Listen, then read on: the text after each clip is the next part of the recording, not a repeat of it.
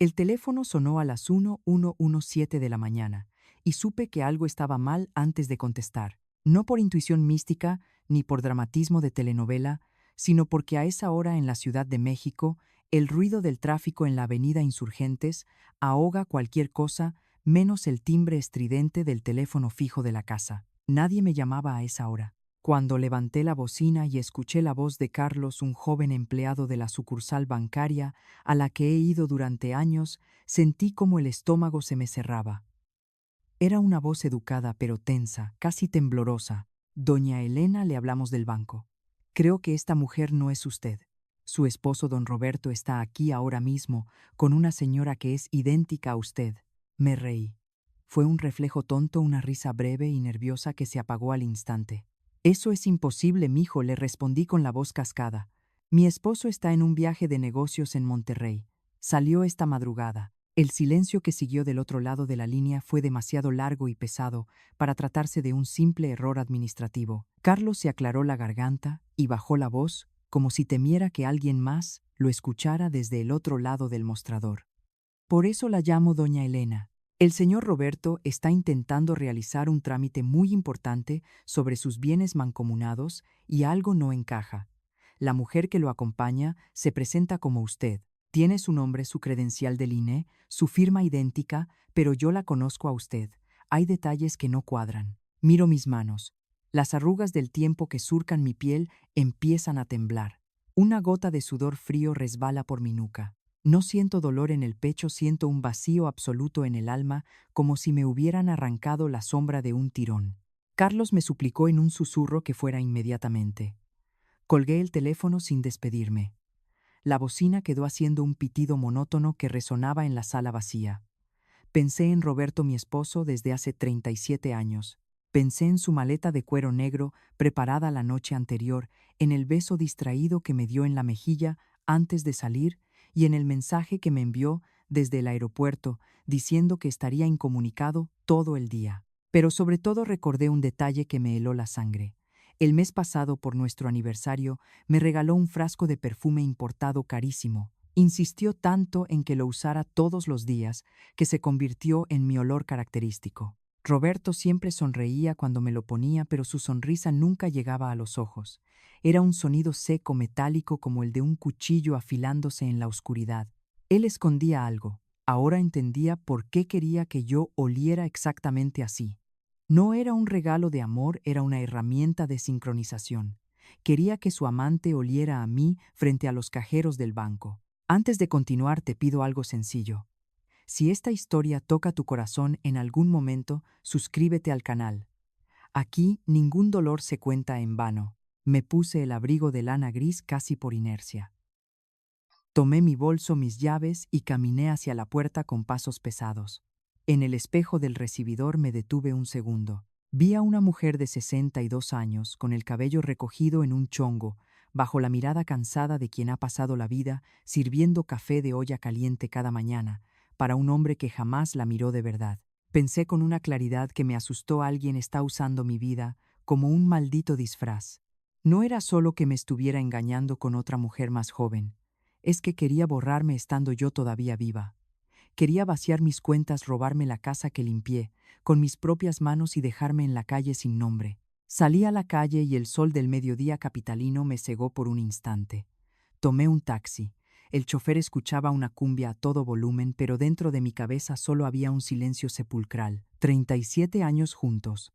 Una vida hecha de rutinas de domingos en la iglesia, de acuerdos silenciosos donde él siempre tenía la última palabra. Yo había dejado mi trabajo de secretaria cuando nacieron nuestros hijos, porque él me dijo que él se encargaría de todo, que yo solo debía descansar. Descansa, Elena.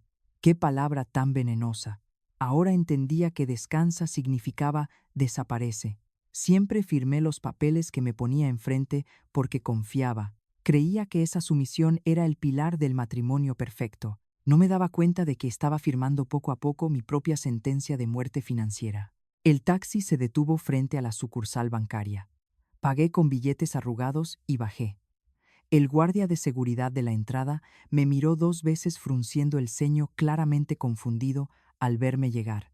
Carlos salió casi corriendo de una pequeña oficina de cristal y me hizo una seña desesperada para que me acercara por un pasillo lateral lejos de las cajas principales. Caminé por ese pasillo sintiendo que el aire de la ciudad me asfixiaba. Gracias a Dios que llegó doña Elena, me susurró Carlos pálido como un papel. Miré por esa rendija de la persiana. Mi cuerpo reaccionó antes que mi mente. Mis piernas amenazaron con ceder, pero me aferré al marco de la puerta de aluminio. A través del cristal biselado los vi. Roberto estaba de pie impecable con su traje azul marino, hablando con el gerente de la sucursal, y a su lado estaba ella. No vi su rostro de inmediato, solo su espalda, pero la sangre se me congeló en las venas. Llevaba mi mismo corte de cabello, el mismo tinte castaño oscuro. Usaba un abrigo gris casi idéntico al mío. Y lo más aterrador de todo, sostenía su bolso exactamente del mismo modo que yo, apoyado contra la cadera izquierda. No era una casualidad, era una obra maestra de la crueldad. Y justo cuando la mujer giró ligeramente la cabeza para sonreírle a mi marido, comprendí que la verdadera pesadilla apenas estaba por comenzar. Mirar a través de esas persianas empolvadas del banco fue como mirar directamente al abismo oscuro de mis últimos 37 años. El aire acondicionado de la sucursal me congelaba los huesos, pero el verdadero frío venía de adentro de ese espacio vacío, donde hasta hace una hora latía el corazón confiado de una esposa devota. A unos metros de mí, separada, solo por un cristal biselado, estaba esa mujer. Esa usurpadora perfecta, riendo de los chistes que Roberto le contaba al gerente de cuenta. Mi Roberto. El hombre que me juró amor eterno y protección frente al altar de la basílica. Y en ese instante preciso la venda no solo se me cayó de los ojos, me arrancó la piel al caer. Comprendí la monstruosidad de su plan con una lucidez que me dio vértigo. No me estaba reemplazando por falta de amor, me estaba clonando por exceso de avaricia. Retrocedí un paso apoyando todo mi peso contra la pared blanca de la pequeña oficina de Carlos para no desmoronarme. Mi respiración era un hilo frágil cortante. ¿Cómo no lo vi venir? Esa es la maldita pregunta que te envenena la sangre gota a gota. Cuando nos casamos, Roberto era el proveedor, el hombre fuerte y protector que encarnaba ese machismo mexicano tan sutil, tan elegantemente disfrazado de caballerosidad. Tú no te preocupes por el dinero ni por los negocios, mi reina, de eso me encargo yo, solía decirme con una sonrisa condescendiente mientras me servía mi taza de café de olla por las mañanas.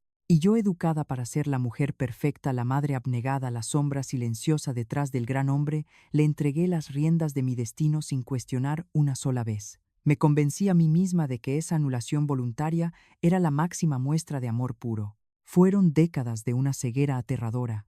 Dejé de preguntar a dónde iba, dejé de revisar las cuentas del banco, me limité a organizar las comidas dominicales para la familia, a hornear pan y a mantener la casa impecable para sus visitas importantes.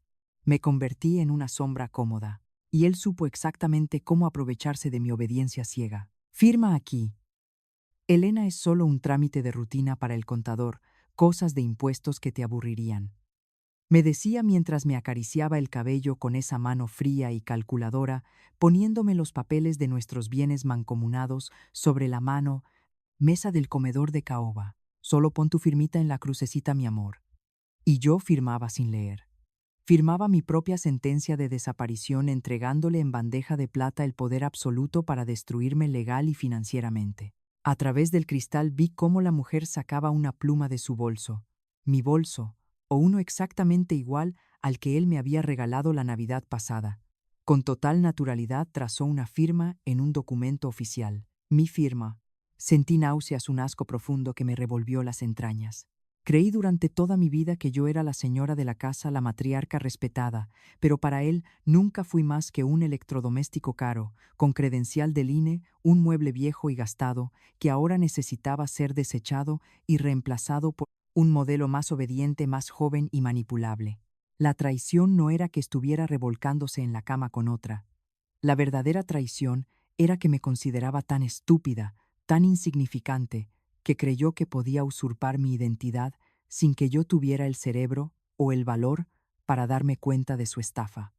La vida de Elena cambió en ese preciso e infernal instante. ¿Desde qué ciudad de México nos estás acompañando hoy? Escríbelo en los comentarios.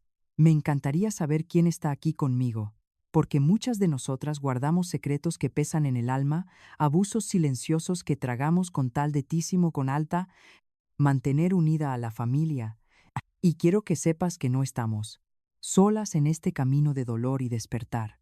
Carlos, el joven empleado del banco, me tocó el hombro con extrema suavidad, sacándome de mis oscuros recuerdos. Doña Elena, ¿qué hacemos? Llamo a la policía del banco, entramos y los confrontamos de una vez, me susurró visiblemente aterrado e indignado por la situación.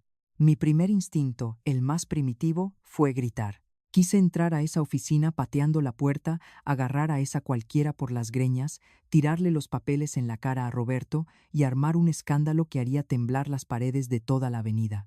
Pero la bestia que había estado dormida dentro de mí durante 37 años, de pronto abrió los ojos y me exigió calma. Si entraba ahí llorando y gritando como una esposa histérica, él se haría la víctima, diría que yo estaba loca senil, que era un malentendido producto de mi imaginación. Tenía que ser más fría que la muerte misma. Miré de nuevo a la mujer a través de la persiana, y entonces lo vi. El golpe maestro. La revelación final que me hizo querer vomitar ahí mismo, sobre la alfombra barata del banco. Observé su ropa con detenimiento, su suéter gris de cachemira, sus zapatos de tacón bajo, y sobrios el corte exacto de su abrigo. Durante los últimos 2 años, Roberto había empezado a criticar mi ropa antigua. Había tirado a la basura mis blusas bordadas, mis rebozos y mis faldas de colores vivos. Para que te veas más elegante, más acorde a tu edad y a mi estatus, me decía, y él mismo me compraba esa ropa gris opaca aburrida. Dios mío. Roberto no estaba vistiendo a su amante para que se pareciera a mí. Roberto llevaba 2 años vistiéndome a mí para que me pareciera a Valeria. Yo fui el borrador, el maldito ensayo de su obra maestra criminal. No, Carlos, le respondí con una voz que sonó tan grave, tan de ultratumba, que el pobre muchacho retrocedió un paso asustado. No vamos a hacer absolutamente nada. Todavía no. Dejaría que siguieran creyendo que su plan era perfecto y sin fisuras. Dejaría que se enredaran ellos solos en su propia red de mentiras y avaricia desmedida. Porque si algo había aprendido, siendo la sombra silenciosa de un hombre calculador, es que cuando el diablo se siente completamente seguro y arrogante, es exactamente cuando comete sus peores errores. Y yo iba a estar ahí sentada en primera fila y en silencio para ver cómo su propio infierno se lo tragaba vivo. Me quedé ahí clavada al piso de la pequeña oficina de Carlos, respirando el aire viciado del banco mientras mis ojos se negaban a apartarse de la rendija de la persiana. No podía dejar de mirarla, no porque fuera más joven, ni porque tuviera una cintura que yo perdí después de parir a mis 3 hijos, sino porque esa mujer estaba ocupando un espacio que llevaba mi nombre, usurpando mi mismísima existencia. Vi cómo se reía tapándose la boca con la mano derecha, un gesto que yo hago desde que era una niña. Vi cómo tocaba el brazo de Roberto con una familiaridad que me resultó asquerosa, profundamente obscena. Él no parecía nervioso, ni con el remordimiento de un infiel. Al contrario, lucía cómodo, hinchado de arrogancia, como el director de una obra de teatro, admirando a su actriz principal en el escenario. Quise gritar, quise arrancar esa persiana con mis propias uñas y escupirles en la cara su traición. Pero una voz fría y metálica resonó en mi cabeza. Observa, Elena. Aprende. No te apresures. Era la voz de mi propia supervivencia, despertando de un coma de 37 años. Carlos me miraba con los ojos desorbitados, esperando una explosión que nunca llegó. ¿Qué quiere hacer doña Elena?, me preguntó con la voz temblorosa, casi rogándome que tomara el control de la situación. Pensé en mis hijos, en mi casa en Coyoacán, en mi apellido paterno, escrito en cientos de escrituras, pólizas y cuentas bancarias. Pensé en todo el sudor y las lágrimas que me costó construir ese patrimonio, y respondí algo que me sorprendió hasta a mí misma. Nada, mijo, le dije con una sequedad que cortaba el aire. Todavía no. Le pedí que congelara discretamente cualquier movimiento grande, con el pretexto de una falla en el sistema, y salí del banco por la puerta trasera, huyendo como una criminal en mi propia vida. Caminé 2 cuadras sobre la avenida sin sentir los pies, como si flotara en una pesadilla donde el asfalto se derretía bajo mis zapatos.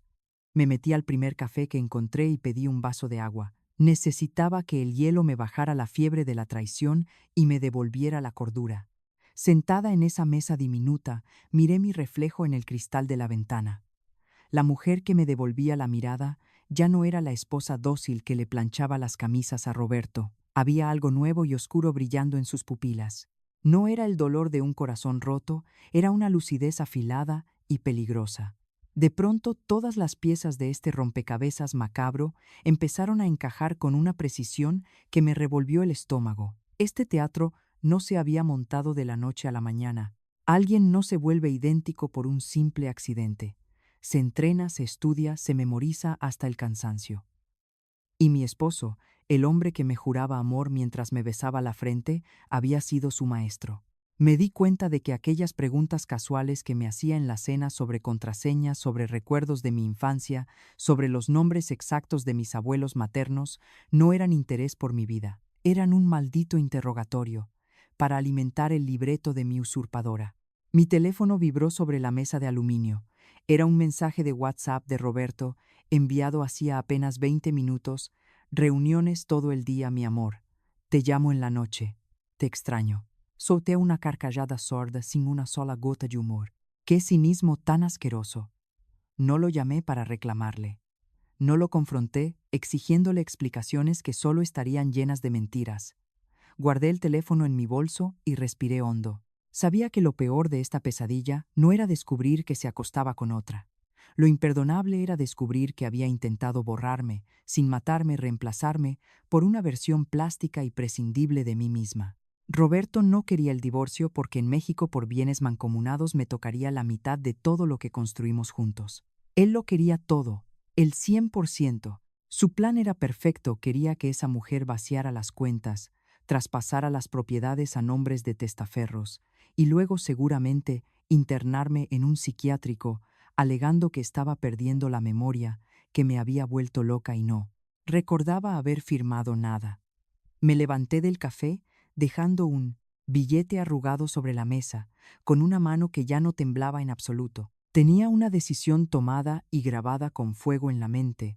No iba a enfrentar a la mujer idéntica en el banco, haciendo un berrinche de telenovela. Iba a volver a la casa a abrir esos cajones que él siempre mantenía cerrados con llave, a revisar cada papel, cada contrato, a reconstruir mi propia vida desde los detalles que él creyó que yo era muy estúpida para entender. Si alguien se había tomado el inmenso trabajo de copiar mi existencia con tanto detalle, era porque mi firma y mi nombre valían muchísimo más de lo que ese infeliz me había hecho creer durante décadas. Caminé hacia la calle sintiendo que la sangre me hervía con una energía nueva indomable. Aquella llamada del banco no me había destruido, no me había partido en dos, me había despertado de un letargo mortal. Roberto pensó que estaba lidiando con una anciana sumisa, una sombra dócil, pero iba a descubrir que al intentar enterrarme viva, solo había logrado despertar a un monstruo, dispuesto a defender su dignidad y su legado hasta las últimas consecuencias.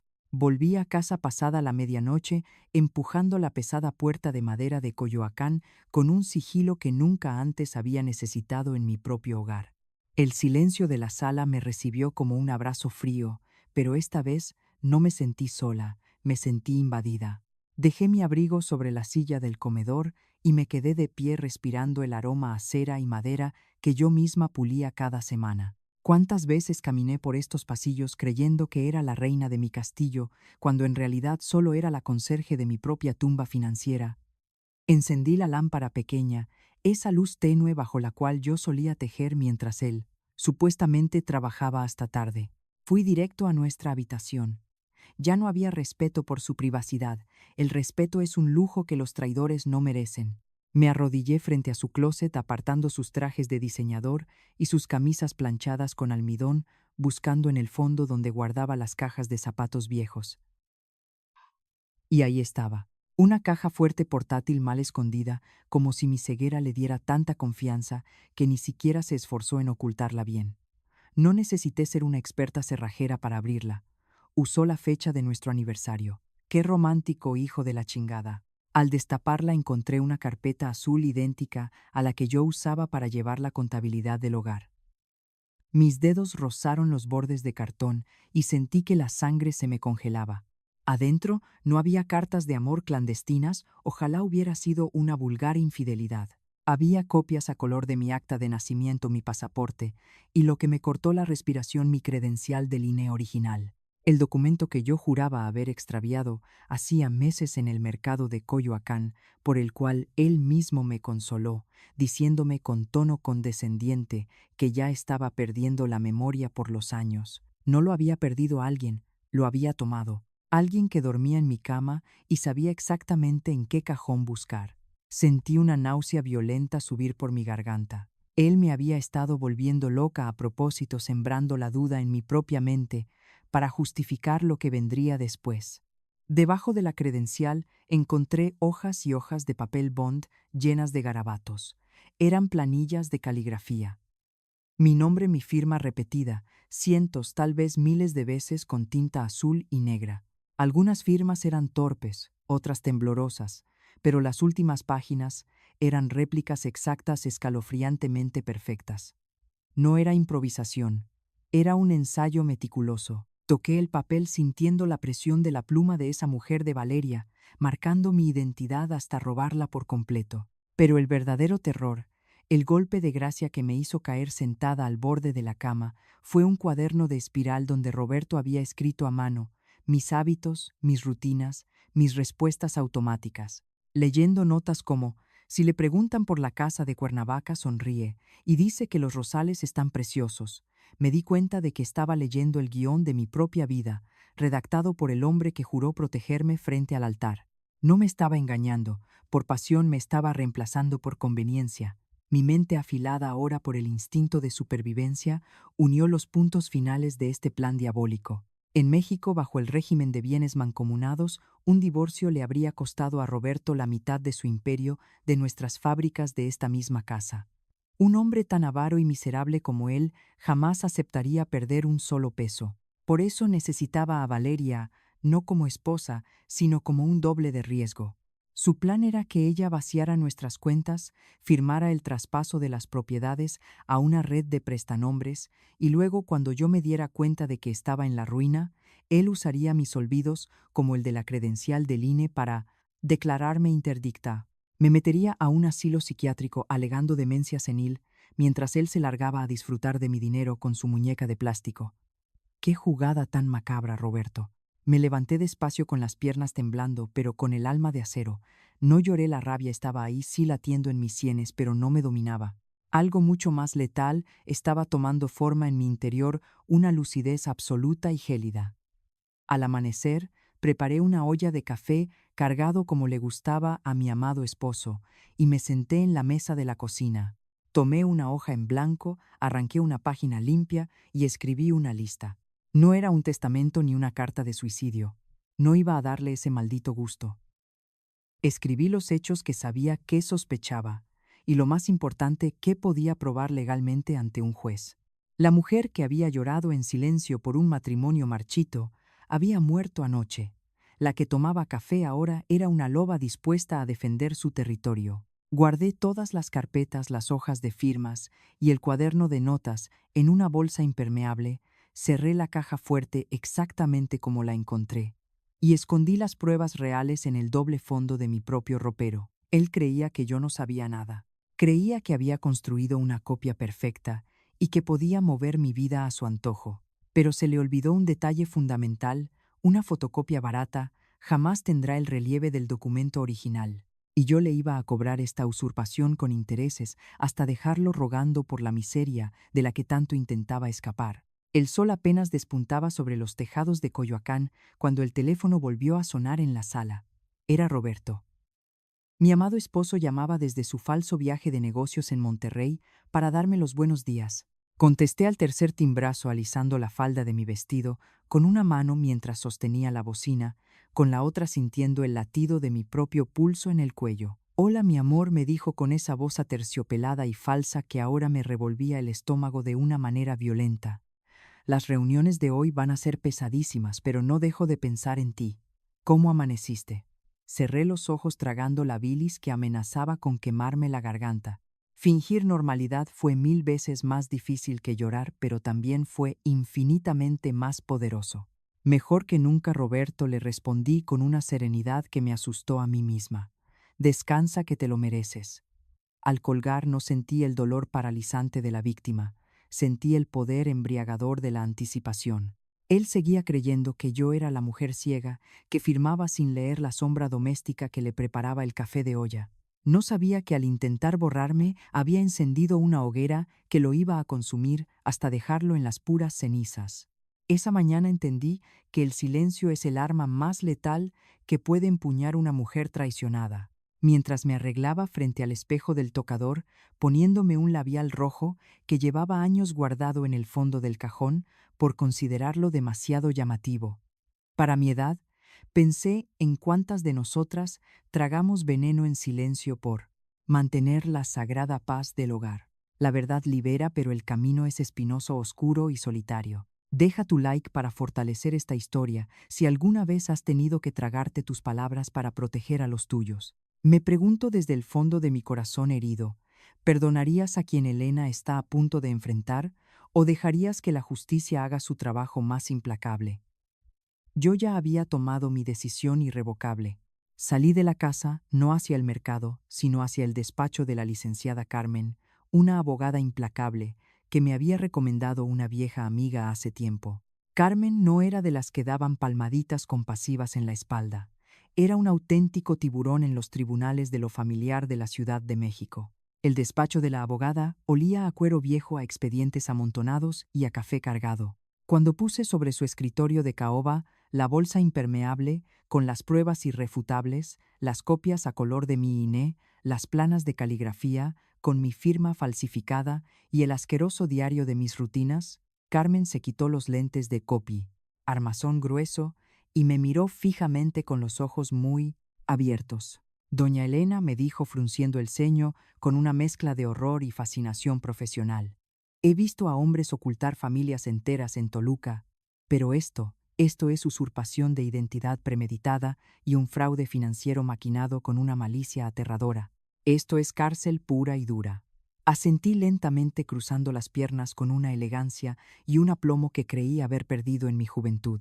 No quiero que lo metamos a la cárcel todavía, licenciada, le contesté con una voz de hielo que cortó el aire denso de la oficina. Si le soltamos a los perros ahora mismo se va a defender, va a esconder el dinero en las Islas Caimán o a pasarlo a nombre de esa cualquiera. Quiero que lo dejemos avanzar. Quiero que la soga se la ponga él solito al cuello y cuando esté a punto de saltar al vacío nosotras pateamos el banco de madera. Carmen esbozó una sonrisa depredadora, una que me confirmó que mi vida por fin estaba en las manos correctas. Trazamos el plan con una precisión quirúrgica, sin dejar un solo cabo suelto. Salí de su oficina y me fui directo a una sucursal distinta de mi banco, muy lejos de la mirada nerviosa del joven Carlos. Pedí hablar urgentemente con el director regional, mostrando mi identificación original, la que Roberto creía haber desaparecido para siempre. Solicité activar el protocolo de seguridad más estricto posible para nuestras cuentas mancomunadas. Establecimos alertas silenciosas, bloqueos automáticos para retiros mayores a cierta cantidad y, lo más crucial de todo el plan, cambié las preguntas de seguridad.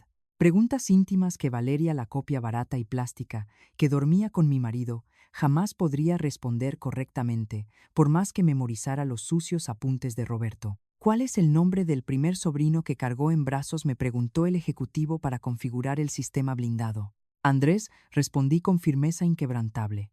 Sabía perfectamente que Roberto, en su egocéntrico afán de controlarlo todo, siempre ignoraba los detalles de mi familia materna, a la que tanto despreciaba en secreto. Él creía en su ignorancia absoluta que mi primer sobrino era Lucas, el hijo consentido de su propia hermana. Ese pequeño y patético error nacido de su arrogancia iba a ser la bomba de tiempo que haría volar en 1000 pedazos su teatro de títeres. Los días siguientes fueron una tortura psicológica deliciosamente sádica dentro de mi propia casa. Roberto regresó de su falso viaje el jueves por la noche. Entró arrastrando su maleta de cuero negro, simulando el agotamiento típico de un ejecutivo exitoso. Se acercó a darme un beso en la frente, pero esta vez el olor a perfume ajeno, impregnado en su cuello, ya no me causó dolor. Me provocó una profunda repulsión. Le serví de cenar como la esposa abnegada y perfecta que él creía tener domesticada. La comida te quedó exquisita, Elena me dijo limpiándose la boca con la servilleta de tela bordada. Siempre tan atenta, no sé qué haría sin ti en esta casa. Lo miré a los ojos sosteniendo su mirada vacía, con una intensidad repentina que lo hizo parpadear desconcertado. Nunca tendrás que saberlo, mi amor, le contesté, con una sonrisa enigmática casi espectral. Siempre voy a estar exactamente donde debo estar vigilando todo. Vi cómo un músculo en su mandíbula se tensaba bruscamente. Se sintió seguro un segundo antes, pero ahora yo podía ver cómo sus manos temblaban imperceptiblemente al tomar su vaso de agua con hielos. La copia estaba empezando a fallar allá afuera en el mundo real, y él comenzaba a darse cuenta de que usurpar una vida entera, robarse el alma de una mujer, es mucho más difícil que revolcarse en una cama de hotel. El cazador soberbio se había convertido en mi presa, y yo, envuelta en un silencio sepulcral, tenía todo el tiempo del mundo para verlo desangrarse lentamente en su propia trampa. Los días que siguieron al regreso de Roberto se convirtieron en una coreografía macabra, un baile donde yo llevaba el ritmo sin que él se diera cuenta. La rutina de nuestra casa en Coyoacán aparentemente seguía intacta. Cada mañana me levantaba temprano para prepararle su indispensable café de olla, endulzado con piloncillo y canela tal como le gustaba al gran señor. Mientras le servía el líquido humeante en su taza favorita de Talavera, lo observaba por encima del borde del comal. «Aquí tienes, mi amor», le decía con una voz tan dulce que me daba asco. Le serví el café humeante deseando por un microsegundo que estuviera envenenado, pero la venganza fría cocinada a fuego lento sabe 1000 veces mejor. Él me daba los buenos días leyendo el periódico, creyendo que yo seguía siendo la misma mosca muerta de siempre, la esposa invisible y dócil que no cuestionaba nada. No sabía que bajo ese delantal bordado yo ya había afilado el cuchillo de mi propia liberación. El cazador, en su infinita arrogancia, se había metido solito a la jaula de la presa. Sin embargo, la paranoia comenzó a pudrirle la calma muy pronto. Un hombre que miente todo el tiempo vive con el terror constante de ser descubierto, y Roberto no era la excepción. Empezó a hacerme preguntas sueltas, interrogatorios, disfrazados de plática casual mientras cenábamos nuestros tamales. «¿Saliste hoy a la Plaza Vieja? ¿Te llamó alguien al teléfono de la casa?», me lanzaba mirándome de reojo, escudriñando cada microexpresión de mi rostro. Yo me hacía la desentendida, la señora mayor a la que la vida se le va a enregar las macetas. Pero la tensión estalló una tarde cuando intentó medir mi grado de demencia. «Oye, Elena, de pura casualidad, ¿no has buscado tu credencial del INE? ¿Verdad? Ya ves que andas muy olvidadiza últimamente, a ver si no la dejaste tirada por ahí». Me soltó de la nada con un tono condescendiente que me hirvió la sangre. Me estaba llamando loca en mi propia cara. Me mordí la lengua para no escupirle que sabía perfectamente que la tenía guardada en su maldita caja fuerte junto a las planas de caligrafía. «Ay, viejo, ya ni me acordaba», le respondí encogiéndome de hombros. «Seguro luego aparece». Vi cómo soltó el aire aliviado tragándose mi mentira entera, pero ese alivio le duraba cada vez menos. Su plan maestro con Valeria, su copia barata de plástico, estaba haciendo agua gracias al blindaje que la licenciada Carmen y yo habíamos puesto en el banco. Empecé a notar cómo Roberto se encerraba en el estudio más de lo normal. Caminaba de un lado a otro como un león enjaulado, hablando por celular en susurros cargados de furia. Una noche, me paré descalza detrás de la gruesa puerta de caoba y pegué el oído. Estaba perdiendo los estribos por completo. «Eres una estúpida, Valeria. Te dije 1000 veces que el nombre de soltera de mi suegra era Socorro, no Rosario. Casi haces que el gerente congele los fondos», le siseaba, escupiendo las palabras con un desprecio que me dio escalofríos. Esa era la revelación que yo tanto esperaba. El banco estaba pidiendo las nuevas preguntas de seguridad y la usurpadora estaba reprobando el examen de admisión a mi vida. Una cosa es memorizar un par de firmas y otra muy distinta es tener el peso de 62 años de recuerdos reales en la cabeza. Ella se estaba quebrando y al hacerlo estaba arrastrando a Roberto hacia el precipicio. El clímax de su histeria silenciosa llegó el domingo durante nuestra tradicional barbacoa familiar. Mis 3 hijos vinieron a comer con sus parejas. Roberto se sentó en la cabecera de la mesa jugando el papel del patriarca ejemplar, el hombre intachable que provee y protege a los suyos. Pero yo, que conocía cada gesto suyo mejor que las líneas de mis propias manos, veía cómo le temblaba la rodilla bajo el mantel y cómo sudaba frío a pesar de que la tarde estaba fresca. Yo controlaba absolutamente la narrativa de esa comida. Serví el tequila y levanté mi copa de cristal pidiendo un momento de atención. Familia, dije mirando fijamente a los ojos de mi esposo, quiero hacer un brindis muy especial hoy. Brindo por la lealtad verdadera y brindo porque en esta vida las copias baratas nunca, pero nunca podrán superar al original. Mis hijos sonrieron pensando que era una de mis típicas frases de señora mayor, pero Roberto se atragantó violentamente con su trago de tequila. Tosió sin parar, poniéndose rojo hasta las orejas. Sus ojos inyectados en sangre me buscaron con verdadero pánico. Por una fracción de segundo la máscara del macho seguro se le cayó a pedazos y vi al cobarde aterrorizado que realmente era. Esa misma noche el cerco se cerró por completo a su alrededor. Lo vi colgar el teléfono con las manos temblorosas después de una llamada larguísima. Se acercó a mí en la sala con una sonrisa plástica y forzada que daba lástima. Mi amor, me dijo, pasándose la mano por el pelo ralo, el contador está muy terco con unos ajustes fiscales. Voy a necesitar que me acompañes al banco mañana temprano para que me firmes unas actualizaciones de la cuenta conjunta. Un trámite de 5 minutos, ya sabes cómo es de burocrática esa gente. Mi corazón dio un vuelco salvaje en mi pecho, pero mi rostro permaneció inescrutable. Era el final del juego. Su pequeña actriz de reparto había fracasado rotundamente en su papel y ahora acorralado por el protocolo de seguridad que yo misma había activado. Roberto no tenía más remedio que llevar a la verdadera Elena para intentar saquear los fondos. Claro que sí, viejo, le contesté con una pasmosa tranquilidad, doblando la servilleta que tenía en las manos. Mañana mismo vamos a arreglar de una vez por todas esos papeles.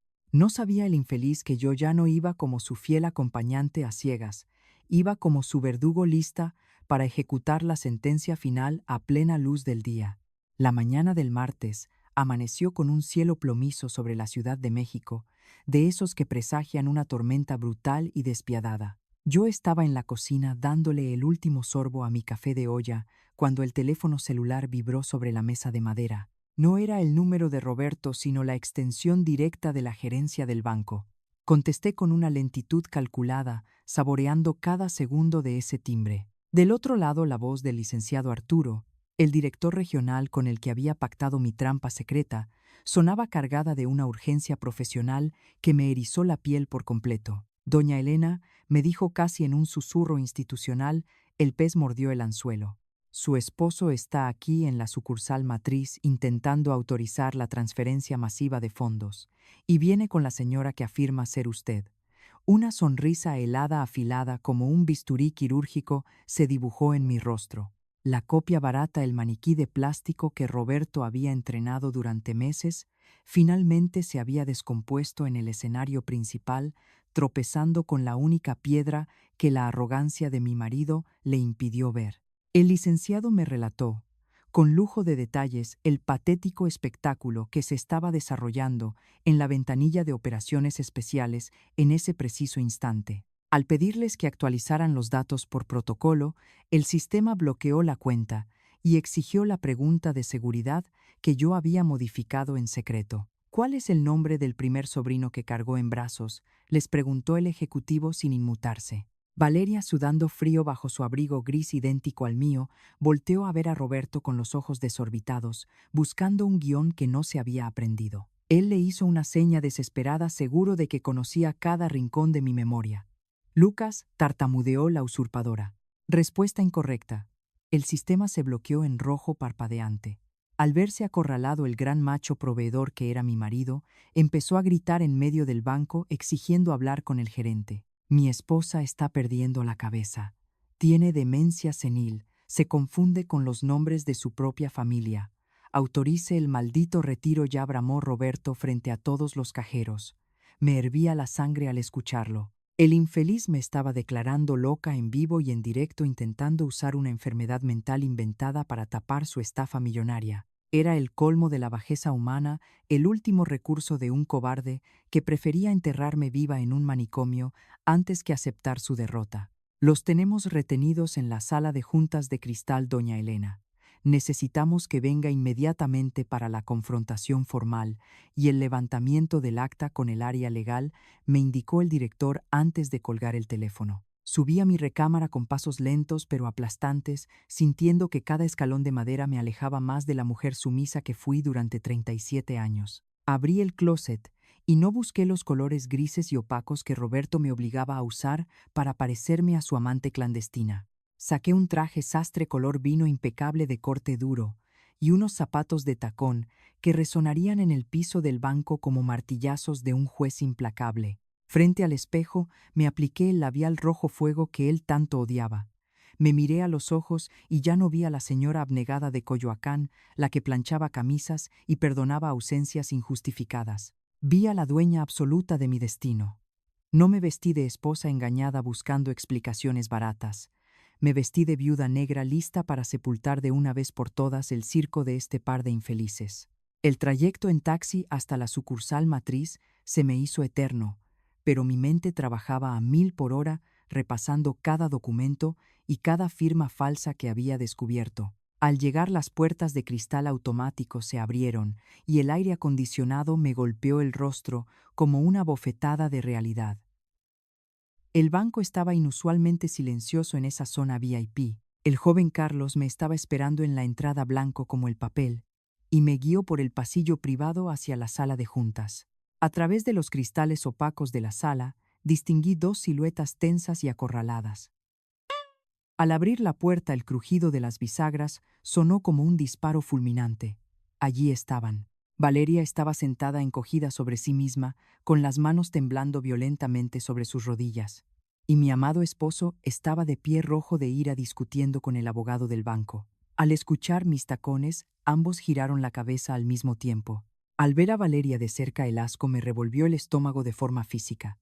Llevaba mi peinado, mi ropa y hasta mi mismo labial opaco, pero su mirada estaba vacía y aterrorizada. Era como mirar a un maniquí defectuoso, un cascarón robado en el aparador de mi propia vida. El tufo a mi perfume francés, ese que él mismo me compró para sincronizar nuestros olores, ahora impregnaba el aire cerrado de la sala, mezclado con el hedor, a miedo y desesperación que ambos sudaban a mares. El rostro de Roberto sufrió una metamorfosis que jamás olvidaré, una imagen patética que guardaré en mi memoria como mi mayor trofeo de guerra. Toda la sangre se le escurrió de la cara en un segundo, dejándolo de un tono gris cadavérico. Su boca se abrió, pero las palabras se le atascaron en la garganta, asfixiadas por su propio pánico. Creyó que iba a ver entrar a la mujer dócil, olvidadiza y confundida que él había inventado en su mente enferma, pero se encontró con una muralla de hielo inquebrantable. «Buenas tardes, señores», dije, con una voz tan potente, tan profunda, que resonó en cada rincón de la sala de juntas, haciendo temblar a la usurpadora. Me acerqué a la cabecera de la inmensa mesa de caoba, ignorando por completo la existencia de ese trapo sucio llamado Valeria, y clavé mi mirada directamente en los ojos aterrorizados de mi marido. «Me llamaron de urgencia porque parece que hay un grave problema de identidad en mis cuentas mancomunadas. Pero ya no se preocupen, aquí estoy yo, la única y verdadera Elena». El teatrito se les había caído a pedazos de la forma más brutal frente a los ejecutivos y abogados. Roberto intentó balbucear una excusa barata, algo sobre un malentendido monumental, pero el director regional lo interrumpió tajantemente, colocando sobre la mesa el expediente completo del fraude. La trampa se había cerrado de golpe, los barrotes de hierro de la jaula habían caído con estruendo, y el gran cazador finalmente se dio cuenta de que él era la única presa acorralada en esta habitación. El silencio en la sala de juntas de cristal era tan denso que casi se podía cortar con un machete. Roberto, mi marido durante casi 4 décadas, me miraba como si yo fuera un fantasma que acababa de salir de su propia tumba para arrastrarlo a las llamas del infierno. Su mandíbula temblaba, pero su instinto de macho acorralado lo hizo reaccionar con la peor de las estrategias posibles, la negación absoluta y el ataque desesperado. Dirigiéndose al licenciado Arturo y a la abogada del banco, intentó esbozar una sonrisa torcida, sudando a mares y aflojándose el nudo de la corbata de seda. «Señores, por favor, no le hagan caso a los disparates que dice esta mujer. Mi esposa ha estado muy mal de sus facultades mentales, últimamente tiene delirios de persecución». «Está loca», exclamó, señalándome con un dedo tembloroso en un intento patético por invalidar mi presencia. No le grité, no derramé una sola lágrima de dolor. Di un paso al frente y con una frialdad que me congeló hasta a mí misma, le respondí frente a todos. Loca, Roberto, exagerar. Es decir que estoy loca, pero esto es nombrar exactamente lo que veo a un ratero de poca monta intentando cobrar el cheque de una vida que no le pertenece. La mirada de todos, los presentes, se clavó entonces en la usurpadora. Valeria estaba hundida en la inmensa silla de piel, encogida como un animal asustado bajo ese abrigo gris oscuro que era la réplica exacta del mío. Me acerqué a ella despacio, saboreando el terror que le brotaba por los poros con cada uno de mis pasos. El olor a mi perfume, ese aroma francés que Roberto le obligó a usar para engañar a los cajeros, me golpeó en la cara, pero milagrosamente ya no me provocó náuseas. Sentí una lástima profunda, un asco viscoso mezclado con desprecio, por esa mujer que había vendido su dignidad por unos cuantos pesos para meterse en los zapatos de una señora mayor. ¿De verdad creíste en tu cabeza vacía que podía ser yo? Le pregunté en un susurro cortante que retumbó en las paredes de cristal blindado. No eres más que el molde más barato y desechable que este infeliz pudo encontrar tirado en la calle para hacer su trabajo sucio. Valeria bajó la mirada, incapaz de sostener el enorme peso de su propia mediocridad, mientras una gruesa lágrima de rímel negro le manchaba la mejilla pálida. Fue entonces cuando la abogada del banco, una mujer de rostro severo y modales impecables, tomó la palabra para exigir una explicación legal e inmediata sobre las severas inconsistencias del sistema. Roberto intentó balbucear algo ininteligible sobre un error administrativo, un malentendido menor con los nombres de la familia política, pero yo no lo dejé tejer ni una sola red de mentiras más. Abrí mi bolso de cuero y saqué la carpeta azul. La misma maldita carpeta que había sacado del doble fondo de su caja fuerte la noche anterior. La arrojé sobre el centro de la mesa de caoba con un golpe seco que hizo saltar los bolígrafos de los ejecutivos. Aquí están las pruebas irrefutables de su teatrito barato, anuncié con voz de trueno mientras el director del banco abría el documento asombrado. Ahí estaban las fotocopias a color de mi credencial del INE, robada las interminables planas de caligrafía con mi firma practicada hasta el cansancio por la mano temblorosa de Valeria y el escabroso cuaderno con las notas detalladas de mis rutinas íntimas. El rostro de Roberto se desfiguró por completo. El gran plan maestro, el fraude perfecto del empresario exitoso, estaba desparramado sobre la mesa como simple basura de callejón. Viéndolo totalmente acorralado por las pruebas, el instinto de supervivencia de Roberto lo volvió más miserable y rastrero que nunca. Se levantó de un salto tirando la silla pesada hacia atrás y me apuntó con furia ciega. Ella lo sabía todo, gritó con la voz quebrada por la histeria y la desesperación. Ella misma me dio los documentos. Firmó en blanco y sin leer durante años porque no servía para los negocios. No puede venirse a ser la víctima ahora. Ella me entregó el control absoluto de su vida. Sentí que una punzada de dolor antiguo y oscuro me atravesaba el pecho al recordar mi propia ceguera, mi estupidez al haberle entregado mi juventud y mi confianza a un auténtico monstruo. Pero esa punzada de debilidad duró apenas un segundo en mi alma.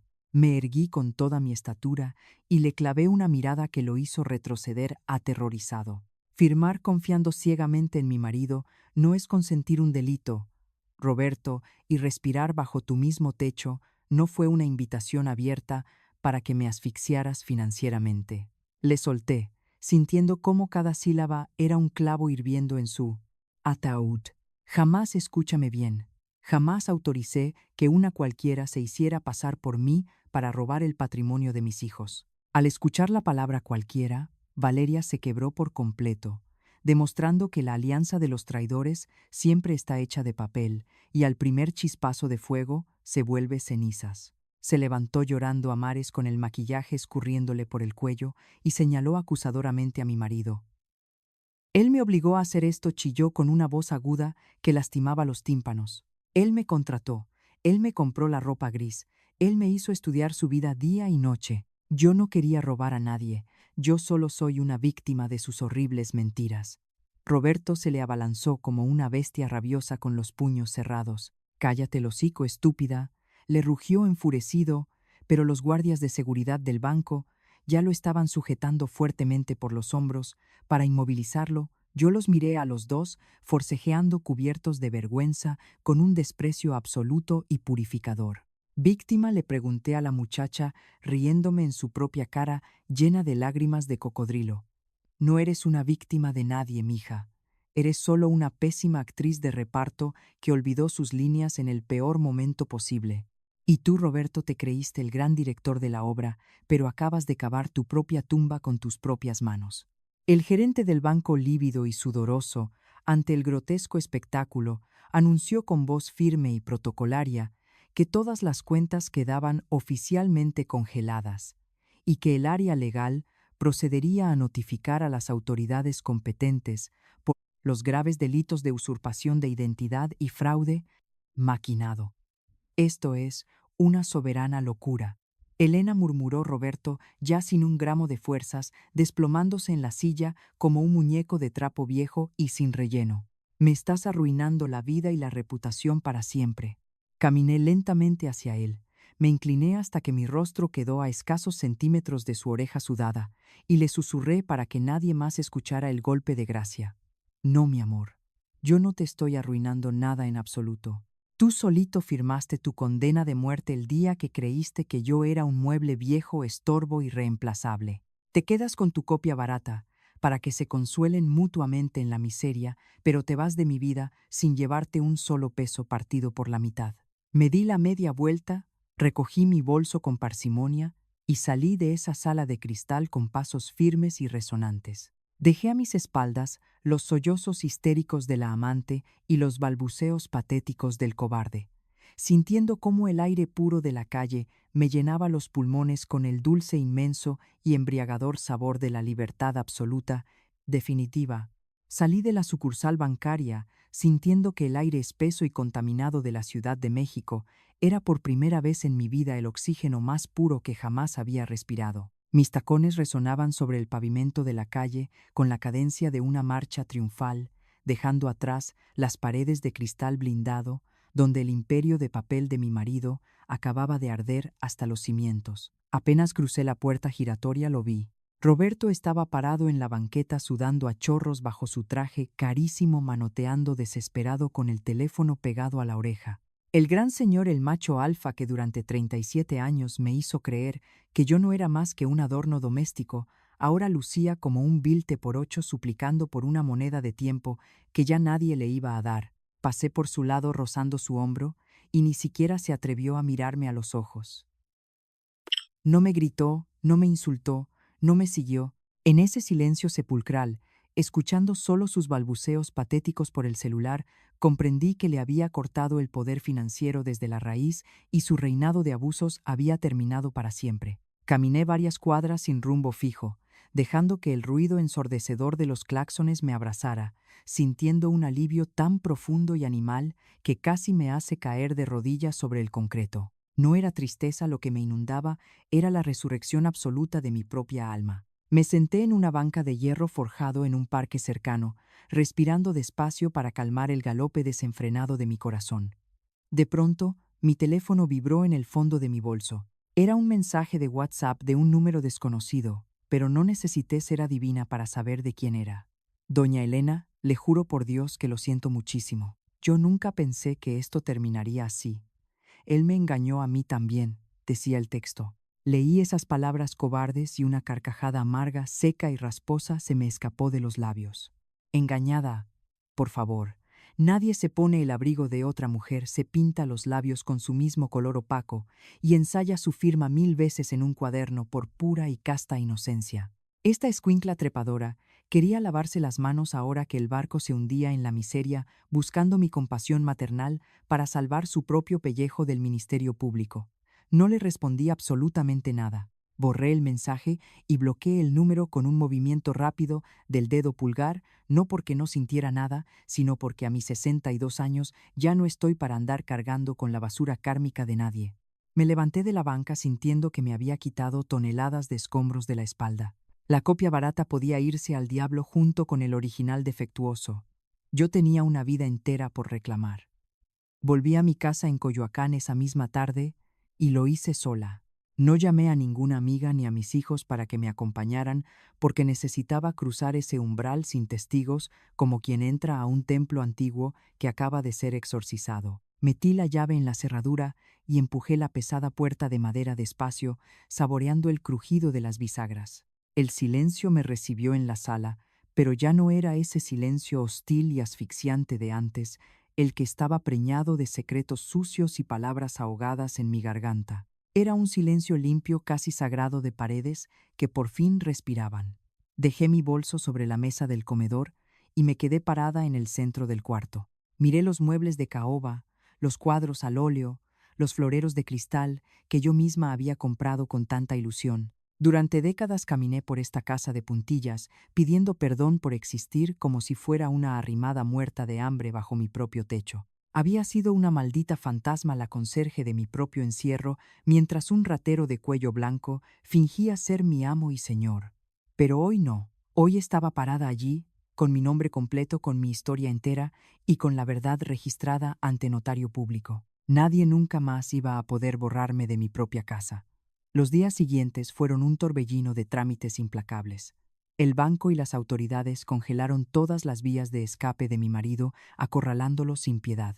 La licenciada Carmen, mi abogada, me llamó para confirmar que la restitución total de mis accesos era un hecho y que las cuentas estaban blindadas bajo mi control directo y exclusivo. Leí cada documento nuevo, pregunté cada duda y firmé solo cuando estuve absolutamente segura de lo que decía cada maldita letra chiquita. Mientras tanto, el teléfono fijo de la casa no dejaba de sonar. Roberto intentó comunicarse conmigo decenas de veces. Al principio sus mensajes en la contestadora eran ruegos llorosos y patéticos, jurando por sus muertos que yo era el amor de su vida y que Valeria lo había embrujado. Pero al ver que yo lo ignoraba como si estuviera sepultado su verdadera cara de macho herido, salió a flote con una violencia asquerosa. Sus audios se volvieron agresivos, llenos de reproches venenosos, gritándome que yo era una vieja amargada y vengativa, que iba a pudrirse sola en esa casa grande. Escuchaba sus berrinches tomando mi café de olla, sonriendo ante la poesía de la ironía. El gran empresario, la figura pública intachable, se estaba desmoronando a pedazos, ahogado en su propio fango. No respondí ni un solo mensaje, porque con la basura no se dialoga, simplemente se saca a la calle. La onda expansiva de la bomba no tardó en alcanzar a mis 3 hijos. El escándalo legal, la inminente demanda penal por usurpación y la ruina financiera de su padre corrieron como pólvora en los círculos familiares. Empezaron a llamarme primero con timidez, haciendo preguntas torpes y cuidadosas, temiendo encontrar del otro lado de la línea a una anciana destrozada, sedada y ahogada en un mar de lágrimas. Los invité a la casa y los senté en los sillones de la sala. No hubo gritos histéricos ni dramas de telenovela. Les expliqué los hechos fríos y duros, mostrándoles la magnitud de la estafa, sin intentar ponerlos maliciosamente en contra de nadie, simplemente exigiendo que comprendieran que su madre no era un objeto intercambiable ni un daño colateral. Una tarde, mi hija mayor se quedó a solas conmigo mientras recogíamos las tazas de café. Se sentó frente a mí, me miró largo rato con unos ojos brillantes llenos de un respeto inédito que me erizó la piel y me soltó una frase que me cimbró el alma hasta las raíces. Mamá, te juro que nunca pensé que fueras capaz de hacer todo esto. Tú sola, de enfrentarlo y destruirlo así. La miré fijamente a los ojos, acomodándome el rebozo sobre los hombros con una parsimonia monárquica, y le contesté con una calma letal. Yo tampoco, mija, porque nunca antes tuve la necesidad de hacerlo. Ella asintió lentamente con una sonrisa cómplice, asomándose en sus labios y los ojos humedecidos, murmurando que le alegraba desde el fondo de su corazón que me hubiera defendido con las garras. En ese instante mágico e irrepetible, dejé de ser la pobre madrecita sufrida para convertirme por derecho propio en la matriarca indomable de mi propia sangre. El polvo de la batalla legal finalmente se asentó sobre mi vida, pero no me dejó sepultada bajo los escombros como Roberto había planeado con tanta saña. Al contrario, me dejó de pie respirando un aire de libertad que me sabía a gloria pura. Las semanas se convirtieron en meses de audiencias, juzgados y papeles interminables.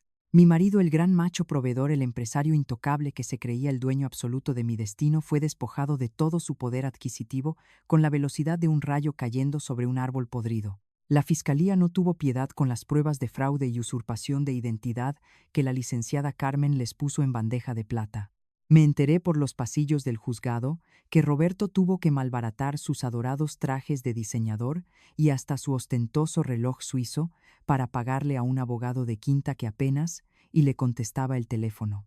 Qué ironía tan deliciosa y poética el hombre que quiso dejarme en la calle por no querer dividir nuestros bienes mancomunados, ahora no tenía ni en dónde caerse muerto, mendigando favores a los mismos amigos de la alta sociedad que le dieron la espalda al primer olor a escándalo mi cárcel. El día que firmamos el divorcio definitivo, nos vimos las caras por última vez en una oficina lúgubre y gris del tribunal. Él llegó arrastrando los pies envejecido 10 años de golpe, con la mirada inyectada de un rencor que ya no me daba miedo sino una profunda y genuina lástima. Mientras la jueza leía la sentencia que me otorgaba la totalidad de nuestra casa en Coyoacán y el control absoluto de mis cuentas, él se inclinó hacia mí, apretando los dientes amarillentos, y me siseó al oído con la respiración entrecortada. Por la rabia, me destruiste, Elena. Eres un monstruo sin corazón. Te vas a pudrir sola en esa casota vieja bruja. No parpadeé. No bajé la mirada como lo hice durante casi 40 años bajo su yugo. Giré el rostro lentamente clavando mis ojos en los suyos con una frialdad absoluta, y le respondí con una voz que cortaba como navaja de barbero: no, Roberto. Los monstruos son los que intentan enterrar vivas a sus esposas para robarles el alma. Yo solo soy la mujer que resucitó de la tumba que tú mismo cavaste con tanta soberbia. Disfruta tu miseria, te la ganaste a pulso. Firmé el papel del divorcio con mi nombre completo, con una caligrafía perfecta que ninguna usurpadora podría jamás replicar.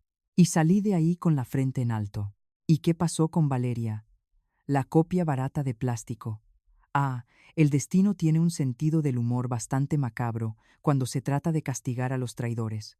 Resulta que en un intento desesperado por salvar su propio pellejo de las rejas, la muy cobarde decidió declarar en contra de Roberto. Le entregó a las autoridades los mensajes de texto donde él la instruía paso a paso para robar mi identidad y falsificar mi firma.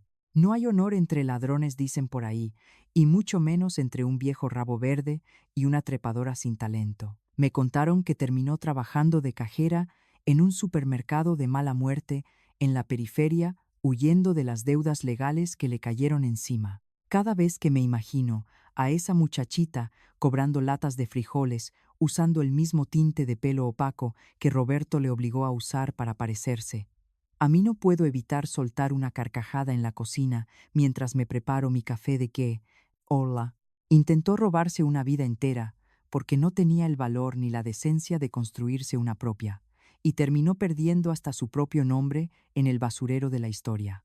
Una tarde de domingo, mientras regaba los rosales del patio central de mi casa, me detuve frente al gran ventanal de la sala y me observé detenidamente.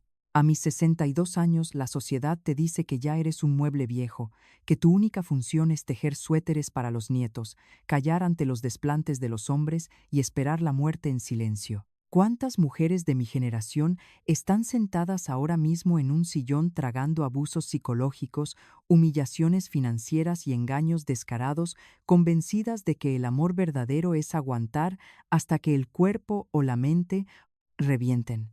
Yo fui una de ellas. Fui la sombra dócil, la secretaria sin sueldo, la garantía invisible en los jugosos contratos de un hombre que me despreciaba por completo. Pero la mujer que me devolvía la mirada en el reflejo del cristal ya no era esa mártir abnegada. Tenía arrugas nuevas, sí, surcos profundos alrededor de los ojos y la boca, pero también tenía una firmeza indomable que nadie me iba a volver a arrebatar. Había recuperado mi voz, mi patrimonio y sobre todo mi sagrada dignidad.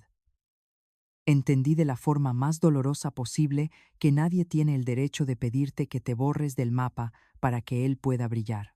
Hoy camino por mi casa descalza, escucho la música que a mí me da la gana a todo volumen, y duermo con la tranquilidad envidiable de quien es dueña absoluta de sus silencios y sus decisiones. Y si tú que me estás escuchando en este momento sientes ese nudo en el pecho porque alguien en tu propia casa te hace sentir invisible, reemplazable o intenta volverte loca, quiero que sepas que tu intuición no se equivoca. Escúchala con atención aunque te tiemblen las piernas del miedo, aunque el mundo entero te diga que te calles la boca para no hacer un escándalo en la familia. Nunca, pero nunca es demasiado tarde para recuperar tu nombre, tu valor y tu lugar en el mundo. El atardecer trae una inmensa paz después de la tormenta. ¿Cómo está tu corazón ahora al terminar este largo viaje conmigo? Escribe una palabra que defina esta historia para ti en los comentarios. Porque tu voz, al igual que la mía, es invaluable y merece ser leída por todas nosotras. La historia que acaba de leer o escuchar es una obra de ficción creada con fines de entretenimiento y reflexión. Los personajes, nombres y eventos descritos son producto de la imaginación, y cualquier parecido con personas reales vivas o fallecidas es pura coincidencia. Sin embargo, los temas oscuros que se abordan en este relato, tales como el abuso psicológico, la violencia económica, el fraude patrimonial y el robo de identidad dentro del núcleo familiar, son realidades dolorosas que afectan a muchas personas todos los días. Si usted o alguien que conoce se encuentra atravesando por una situación de manipulación, violencia o abuso de cualquier tipo, le recordamos que no está sola. Le instamos profundamente a romper el silencio y buscar ayuda inmediata, acudiendo a las autoridades competentes de su localidad, a instituciones especializadas en la defensa de los derechos de la mujer o acercándose a personas de su cuarte, absoluta confianza, que puedan brindarle orientación y respaldo. El primer paso para recuperar su vida es pedir ayuda.